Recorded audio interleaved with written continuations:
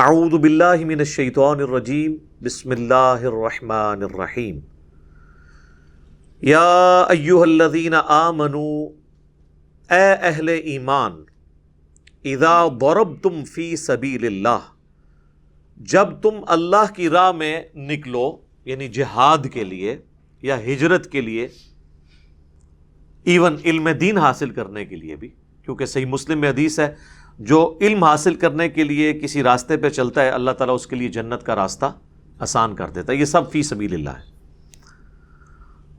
فتبینوا تو خوب تحقیق کر لیا کرو کس چیز کی؟ ولا تقولوا لمن القى الیکم السلام، اس بات کی تحقیق کر لو کہ جب کوئی تمہیں سلامتی بھیجے، السلام علیکم کہے، لست مؤمنا تو تم انہیں یہ مت کہو کہ تم مومن نہیں ہو. یعنی راستے میں جب کوئی ملے اور وہ کہے السلام علیکم تو تم یہ گمان کرو کہ یہ مسلمان ہی ہے. اب یہ اس ریولوشن کے دوران تھا، کیونکہ ہر وقت جنگ کا دھڑکا لگا رہتا تھا کہ کافروں کا کوئی گروپ حملہ نہ کر دے. تو اس کی نشانی یہ تھی کہ اگر کوئی سامنے سے اسلحہ بردار لوگ آ رہے ہیں اور وہ کہتے ہیں السلام علیکم یعنی آپ پہ سلامتی بھیج رہے ہیں، تو بس ٹھیک ہے، اب آپ اس کو مسلمان سمجھیں. یہ نہیں کہ آپ پریمپٹیو رائٹ کے طور پہ اسے قتل کر دیں. اور اس طرح کے کچھ واقعات ہو گئے تھے. صحیح بخاری میں آتا ہے کہ حضرت خالد بن ولید کو نبی علیہ السلام نے کسی جگہ بھیجا،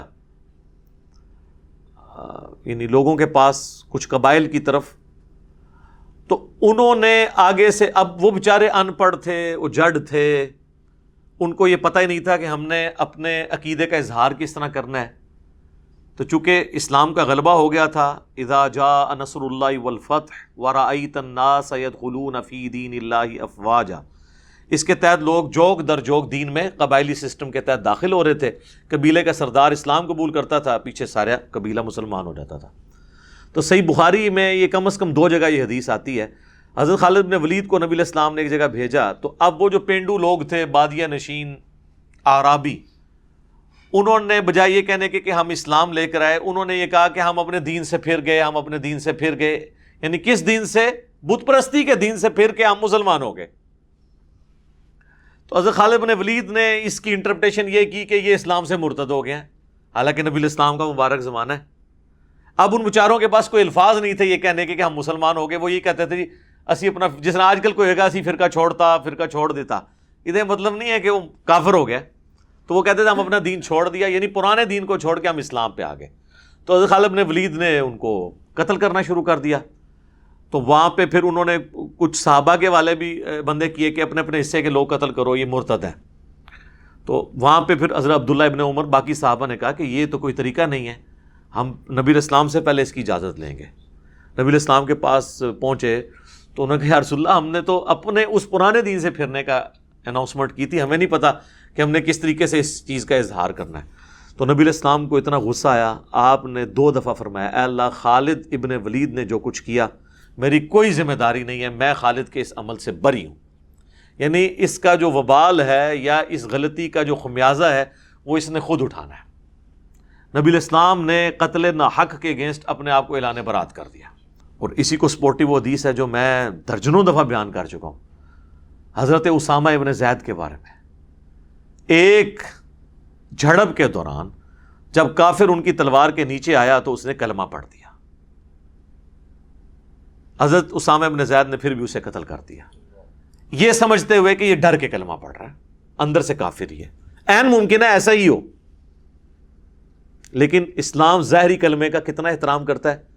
ان کو یہ کلک تھا کہ یہ میرے سے کام مس ہینڈل ہوا ہے. کچھ دنوں کے بعد انہوں نے خود اللہ کے نبی سے عرض کیا کہ اللہ کے نبی صلی اللہ علیہ وآلہ وسلم، اس طرح ایک جنگ کے دوران جب ایک کافر کے ساتھ میری لڑائی ہوئی، جب وہ میری تلوار کے نیچے آیا تو اس نے کلمہ پڑھ دیا، لیکن میں نے پھر بھی اسے قتل کر دیا. اور فرمایا اسامہ، جب اس نے کلمہ پڑھ لیا تھا پھر بھی تو نے اسے قتل کر دیا، کیوں؟ کہا یا رسول اللہ، اس نے ڈر کے کلمہ پڑھا. آپ فرمایا تو نے اس کا دل چیر لیا تھا. اسامہ تو کیا کرے گا جب قیامت والے دن اللہ کے حضور وہ کلمہ پڑھتا ہوا تیرے خلاف مقدمہ قائم کرے گا؟ اسامہ تو کیا کرے گا؟ اسامہ تو کیا کرے گا؟ حضور اس بات کو اتنی دفعہ ریپیٹ کرتے رہے کہ اسامہ ابن زید کہتے ہیں میرے دل میں خواہش ہوئی کاش حضور خاموش ہو جائیں اور آج سے پہلے میں کافر ہوتا، آج میں کلمہ پڑھ کے مسلمان ہوتا، کم از کم میرا یہ گناہ تو دھل جاتا کہ میں نے ایک بندے کو ناحق قتل کر دیا۔ اچھا حضرت اسامہ نے نہیں کہا یا رسول اللہ میں نے دل چیر لیا تھا، کیونکہ اللہ کے ولی تو دل کا حال جان لیتے ہیں۔ ہمارے گھوڑے کے قدموں کی خاک اگر ہمارے گھوڑے کے نتنوں میں بیٹھے تو اس کو کوئی غوث کتب ابدال نہیں پہنچ سکتا، جب وہ دلوں کے حال جان لیتے ہیں تو یا رسول اللہ میں نے تو دل چیر لیا تھا۔ نا اس زمانے میں عقیدے نہیں ہوتے تھے، یہ کہانیاں نہیں ہوتی تھی۔ تو اس میں سے یہ بھی ایک مورل لیسن یا مدنی پھول اس میں سے نکلتا ہے عقیدے کی اصلاح کا۔ انہوں نے یہ نہیں کہا اور الٹا پریشان ہو گئے۔ اچھا یہاں میرا معصومانہ سوال ہے کہ اگر ایک شخص میدان جنگ میں ایک صحابی کو قتل کرنے کے لیے آیا ہے اور جب وہ تلوار کے نیچے آیا عین ممکن ہے کہ وہ ڈر کے ہی کلمہ پڑھ رہا ہو، اور نبی علیہ السلام کہہ رہے ہیں کہ اس کے کلمے کا بھی احترام ہے، اور اسامہ تو اللہ کے حضور پکڑا گیا تو میں نے تو تیرے کوئی کام نہیں آنا، تو بعد کے لوگ اگر یہ کہیں کہ کچھ بھی ہیں تیرے محبوب کی امت سے ہیں، تو اسامہ ابن زید کو بھی کہنا تھا یا رسول اللہ کیڑا مسئلہ ہے، کچھ بھی ہیں آپ کی امت سے ہیں۔ ان کو پتا تھا یہ حضور کے سامنے بات نہیں کی جا سکتی۔ اچھا دوسرا مجھے یہ بتائیے، اگر ایک صحابی بھی کسی کے بارے میں ججمنٹ دے کلمے کے باوجود کہ یہ کافر ہے اور اسے مار دے، حضور اس کی ججمنٹ ماننے کے لیے تیار نہیں ہے، تو آپ کی مذہبی جماعتوں کو یہ کیسے حق حاصل ہے کہ کسی کو اسلام میں داخل کرنے یا نکالنے کا سرٹیفکیٹ دیں؟ سر اگر یہ اتھارٹی اسامہ ابن زید کے پاس نہیں ہے نا، تو کسی مذہبی جماعت کے لیڈر کے پاس یہ اتھارٹی نہیں ہے کہ وہ لوگوں کا اسلام یا ان پہ توہین مذہب کا الزام لگائے یا ان کے بارے میں خود پری ایمپٹیو رائٹ رکھتے ہوئے کوئی فتویٰ جاڑ دے۔ یہ ہو سکتا ہے؟ ان کی کیا اوقات ہے؟ ان کا ایمان، ان کے پیچھے تو قرآن کھڑا ہے، ان کے تو ایمان کا ہمیں پتہ ہی نہیں ہے کہ یہ کس ایجنڈے کے اوپر کام کر رہے ہیں۔ تو یہ لوگوں کو سرٹیفکیٹ دیں گے ایمان کے؟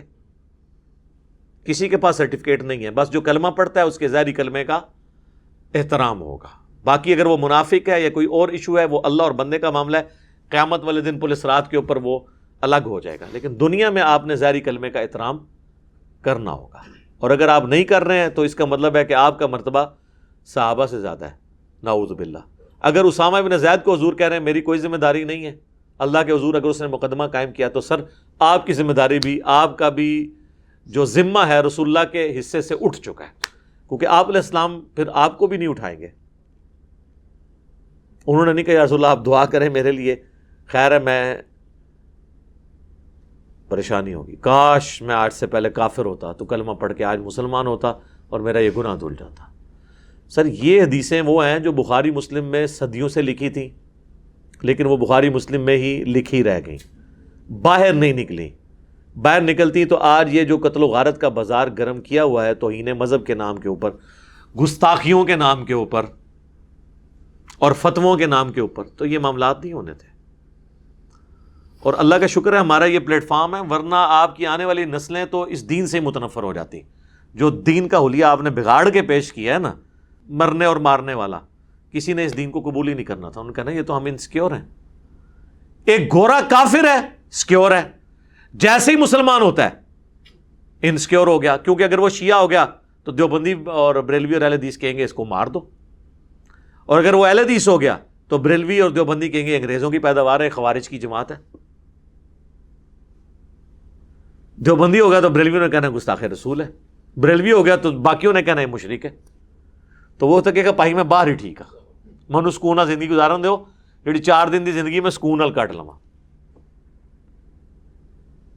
اب وہ رچرڈ ڈاکنز جو ہے نا، اس کو کسی نے کہا کہ اگر یہ جو کچھ تم کر رہے ہو ایتھیزم کا جو تم نے فتنہ کھڑا کیا ہے، تو کسی کرسچن نے سوال کیا، ظاہر وہ اس کا کرسچینٹی کے ساتھ ہی سلسلہ تھا نا، تو اگر یہ سب کچھ سچ ہوا اور قیامت والے دن اللہ کے حضور تمہاری پیشی ہو گئی اور جیزس کرائسٹ نے تم سے پوچھ لیا، پھر تم کیا کرو گے؟ اس نے کہا کہ میں ادھر جیزس کرائسٹ سے کہوں گا کہ جن لوگوں کے حوالے آپ اپنا دین کر کے گئے تھے نا، ان سے میں کم از کم بہتر تھا، ٹھیک ہے، اور یہ بات ریالٹی ہے، ان سے بہتر تھا جو کچھ انہوں نے دین کا حلیہ بگاڑا ہے۔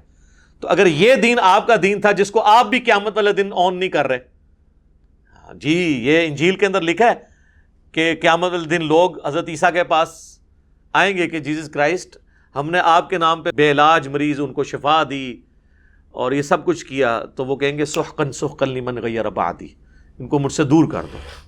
یہی تو تھا جس کے اوپر وہ احمد دیدار صاحب نے وہ جمی سگارڈ سے مناظرہ جیتا تھا۔ اس نے کہا لا علاج مرض ہم حضرت عیسیٰ کے نام پہ اسے صحیح کر دیں گے، تم محمد کے نام پہ اسے کرو۔ ان کا تمہارے بارے میں تو پہلے ہی موجود ہے، تمہیں تو دھتکار دیا جائے گا۔ اور سر یہ حدیث بخاری مسلم میں بھی ہے، میرے حوضے کوثر پہ بھی لوگ لائے جائیں گے، میں پلانے لگوں گا جب تو کہا جائے گا انہوں نے آپ کے بعد آپ کے دین کا حلیہ بگاڑ دیا۔ سحقن سحقن لمن غیر بعدی، اور اس میں الفاظ ہیں میں بھی وہی کہوں گا جو عیسیٰ ابن مریم کہیں گے، اے اللہ جب تک میں ان میں موجود تھا ان پر گواہ تھا، جب تو نے مجھے اٹھا لیا پھر تو ان پر گواہ تھا، اب یہ تیرے بندے ہیں، چاہے انہیں معاف کر دے چاہے ان کے ساتھ جو ہے وہ تو عذاب والا معاملہ کرے۔ تو اللہ فرمائے گا آج صرف سچوں کو سچا عقیدہ فائدہ دے گا۔ باتیں ساری ایک ہی ہیں، وہ سارے مذاہب میں آپ کو گھوم پھر کے سورس ایک ہی نظر آ رہا ہے، ایک ہی طرح کی خرابیاں انبیاء کے ماننے والوں میں آتی ہیں اور وہ پھر آگے ٹرانسفر ہوتی ہیں۔ بہرحال اللہ تعالیٰ فرما رہا ہے کہ اگر کوئی کہنا سلام بھیجے تو کہا کرو مومن ہی، اسے تصور کیا کرو، یہ نہ کہا کرو تم مومن نہیں ہو۔ تبتغون عرض الحیات الدنیا، کیا تم دنیا کی جو دولت ہے اس کے سامان کی تلاش میں پڑ گئے ہو؟ یعنی اس میں یہ بھی لالچ ہوتی تھی نا، اگر کسی کو قتل کر دیا تو اس کا مال غنیمت میرے ہتھے چڑھ جائے گا، اس کی عورت میرے ہتھے چڑھ جائے گی۔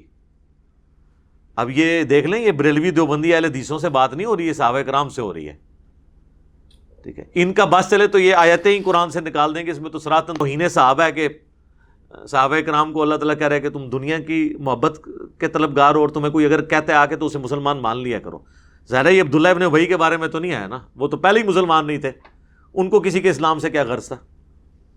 فعند اللہ مغانم کثیرہ، پس اللہ کے پاس تو بہت غنیمتیں ہیں، وہ تمہیں غنی کر دے گا۔ دنیا میں تو ابھی قادسیہ اور یرموک کے بعد اربوں ڈالرز تمہارے پاس دنیا کے آنے والے ہیں، اور آخرت کی تو جنتیں تمہارا انتظار کر رہی ہیں، کوئی ٹینشن نہ لو۔